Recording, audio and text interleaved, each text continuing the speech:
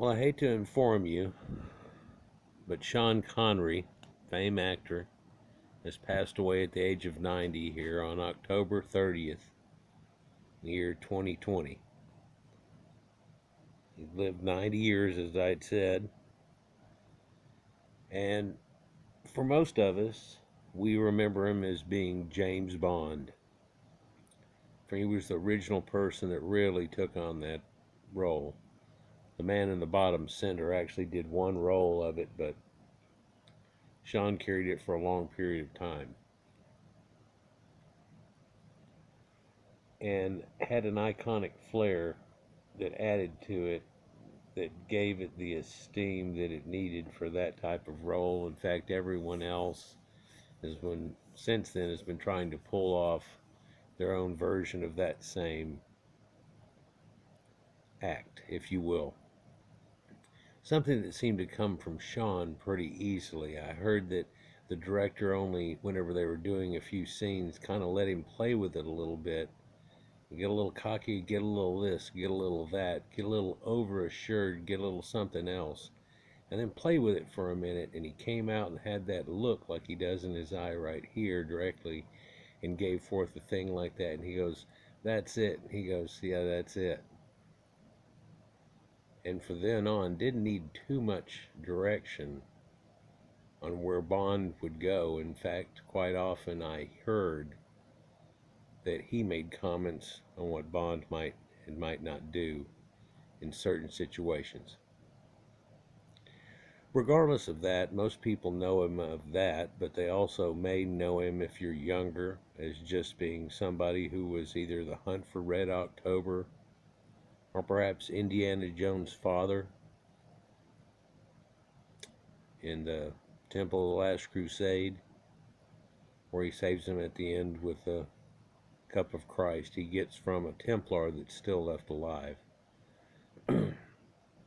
Well, Templars, that brings us to another one, and I don't want this to be necessarily a comparison or who's your favorite Bond type situation, but indeed, he will always be my favorite Bond, and in fact, the Bond.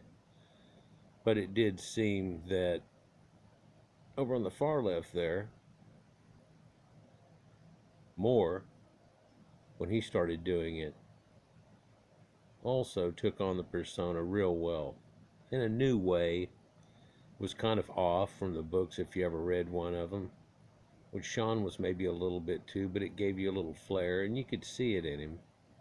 He was a little different. It was almost, I don't know, in my mind it was almost like Adam West from Batman had done it ish.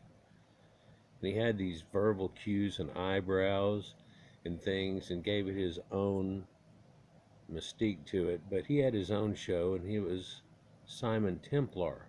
He was the saint, like a modern Templar, going through things. They even later made a movie out of it with Val Kilmer and so on. And I thought Val did a great job in that one too, but it was a totally different interpretation. It was a man that was able to mask himself real well and things like that, and just change his persona at will.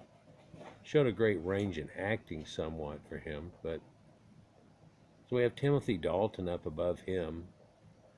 In the middle, Pierce Brosnan.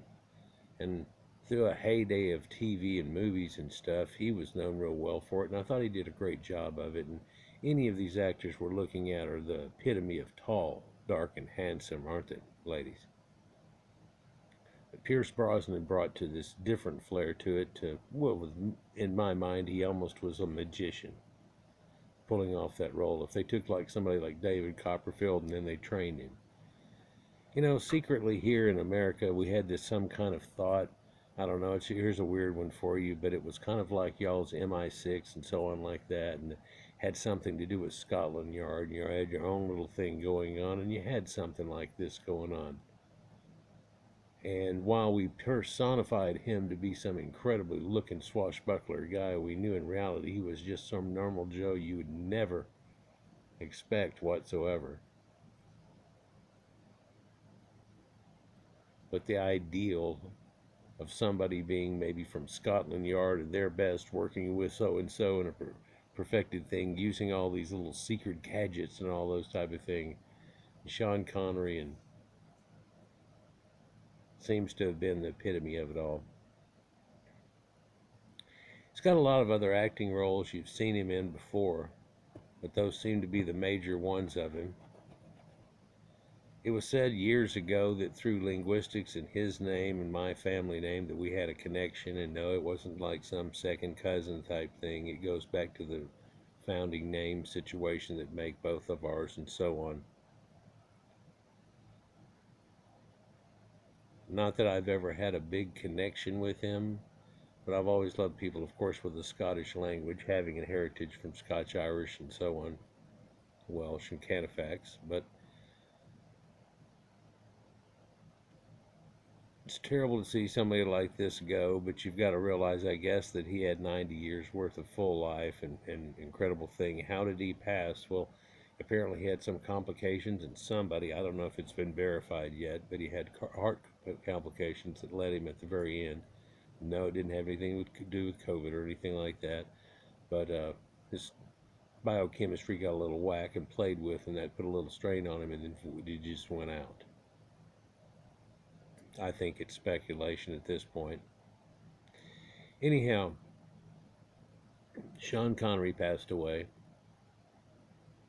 the 30th of October 2020 for living a long and full life, 90 years. Live long, James Bond, for he will live on forever as James Bond. I remember him growing up as a young child and being one of the shows that you could watch and see through that, and always there was James Bond girls and all that type thing, but it was interesting. It kept you going. Action packed.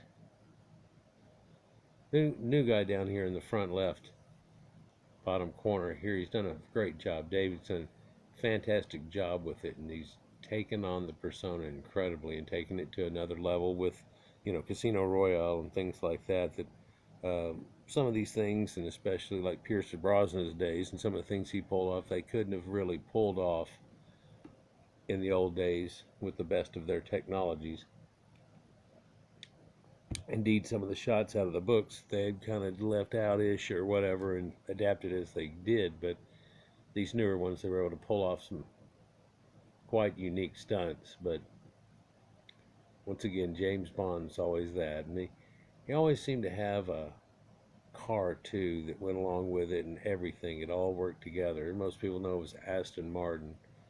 There was a few separate other cars, like a Mercedes 230 SC that they had once, and this one and that and everything. But it's Aston Martin. That's James Bond's type of car. Jaguar, sure, yeah, but I think an Aston Martin is going to be the thing that people lock in on. But let me know down in the comments. I'm sure that'll get a little bit of conversation stirred.